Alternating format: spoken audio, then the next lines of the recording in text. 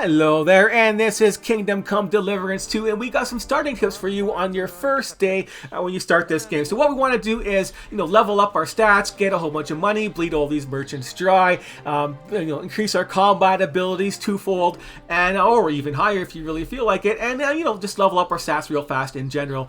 So let's get started. This game is just like Kingdom Come 1 for leveling up the stats. The more you use them, the better they're going to go.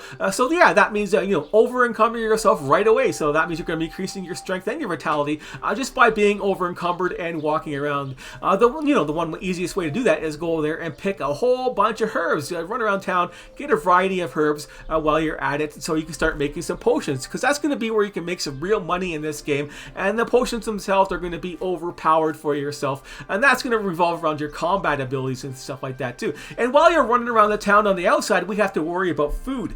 So when you're doing that, go around there and grab some honey out of the beehives. It's easy to grab. Some of the beehives will have up to 10 honey each, and it's pretty nice for nourishment. You get 31 nourishment out of one honey, and if you kill a pig and get some pork, it's just 21 per. Then they sell for good too, and there's tons of beehives around this town, so that's a nice easy way to get nourishment. And a nice way to get rest is by crafting potions, because you get a perk that will allow you to gain energy as you're crafting potions. And then you got the Henry's versions of potions, because the stuff still goes on and on with all these skills that you have on your character. So you run, the more you run, the more your agility goes up. The strength and vitality is going to go up by by being overloaded and walking and running around as fast as you can that way. And your speech is going to go up by dealing with the merchants and talking to people and stuff like that. And with the merchants, the more money you give them, the more tips. The bigger the tip you give them, the more the reputation is going to go up on them. So yeah, that's just common sense for that part. But it's the more money part that counts, not just giving them double the amount. Because if you give them, you buy something for one, you give them two, then they like you for it, but they don't like you very much. This goes up by 0.2 basically, or 0.1 for doing that. But but if you start giving them like 400 or 1,000, then that number is going to go up by a noticeable amount, and that's going to give you some extra effect on all the other merchants nearby and everybody's reputation in general, and make it easier for later in the game, as if you want to do that or not.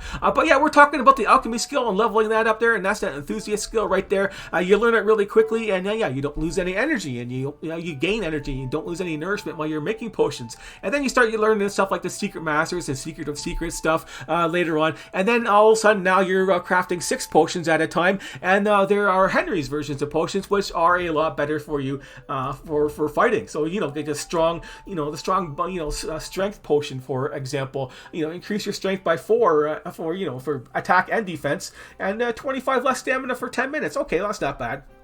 Henry's version, though, is you get +6, and 35% less stamina for both of those guys, and it lasts for 50% longer too. So yeah, and the same thing for the bowman, right? So Henry's brew right there is for +8, and the strong version is just +5, and it's no stamina drain whatsoever with his version, versus the strong version where you have a 50% stamina drain still, and it's just 10 minutes.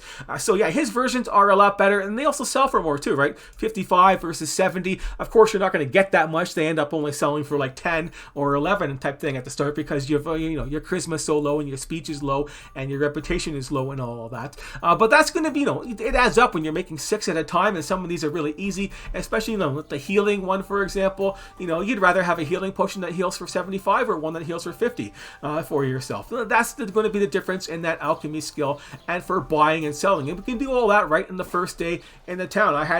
This is just the day after. This is like I've spent one day in this town so far, dicking around doing this stuff, basically, right? Not even, going gun-ho on it, just running around and exploring and stuff for the most part. But yeah, there's the alchemy shed right there. You can come across it. There's your starting point, easy to find. There's the guy you can buy potion recipes from if you want to, but you can always just go online and find the crafting and find the potion recipes for yourself. But yeah, most of the stuff online really sucks, and they're so full of ads. So eventually I will get all the potion recipes from the stuff here, and and I'll make them, and I'll just go through it like this. Like, here's this potion recipe.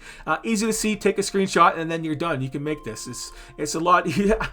Trust me, I went through the other ads on there, and it's just all pop up in ads. You can't see what the ingredients are. Like, it has a symbol instead of actually writing down water. What kind of wiki is that? It's just, just garbage. What they do these days on that kind of stuff. Like, they don't really care. They're just screen grabbing garbage crap from garbage people. That's what I think at the end of the day. Just, lots of garbage going around on the net these days. But anyways, that's what we can do for that. And that is, how you can get like an awesome start in this game. If you want to go the criminal route and the gambling route, there's lots of dice to be had. They could come from some surprising places. Like, so you got to check everybody. Like this carpenter dude right here. He's got like, a nice dice on him somewhere. So you can always knock them out and steal the stuff. And, even the helpers and the hired hands will have some, special dice for themselves. But, there's other ways, you can go about that if you really want to. And even the laundromat guy, the guy that takes care of the laundry and stuff like that, has a good haul of stuff if you're going to go the stealing route, I heard, just in this first town, right? But, that's all depends on how you want to play.